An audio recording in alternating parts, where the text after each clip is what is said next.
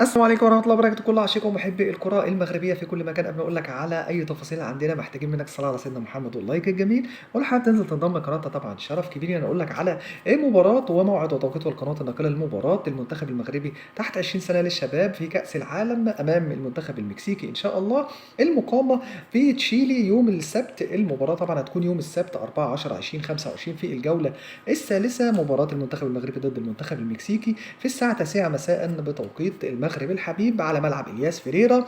الجولة الثالثة القناة الناقلة للمباراة هتكون قناة بي إن سبورت اتش دي المفتوحة. جواد بدة معلقا على اللقاء. كل التوفيق للمنتخب المغربي الحبيب يوم السبت الموافق 4/10/2025 في تمام الساعة 9 مساء بتوقيت المغرب. المغرب والمكسيك في الجولة الثالثة على جواد بدة معلقا بي إن سبورت اتش دي.